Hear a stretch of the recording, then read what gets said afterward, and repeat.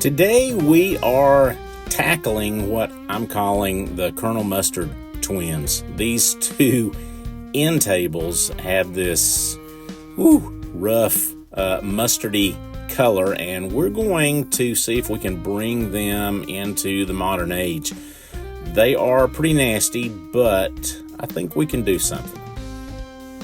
First thing we want to do is shore up the legs. They were a little loosey-goosey.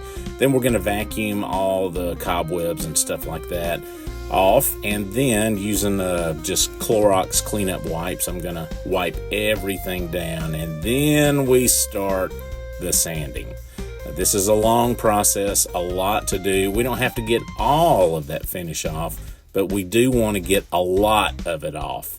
And this is a scuff coat too. We want to give our new finish something to bite into, So we want to hit as many of the surfaces as we can with the power sander, doing as much as we can, taking as much of that junk off, and then go back and hit the little bitty nooks and crannies with a lot of hand sanding. Then we want to blow everything off really well. We're going to wipe everything down, and then I'm going to go over this with a couple of coats of primer. That'll be very important as we do this. There we go. There's the primered tables. I think they're looking pretty good.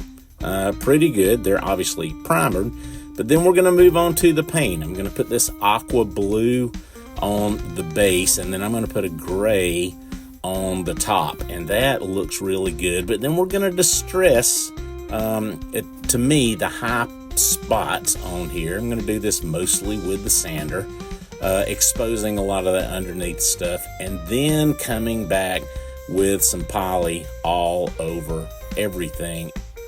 Whoa! And look at that. Wow, they turned out so nice. I really like the way these turned out. They look so much better than that old Colonel Mustard. Oh, that looks so good. Hey, thanks a lot for being here. I hope you got something out of this. I hope you learned something from this. And if you liked what you saw, then please like, comment, and subscribe to our channel. This is Ricky with Apple Valley Farm. Have a blessed day, and we'll see you next time.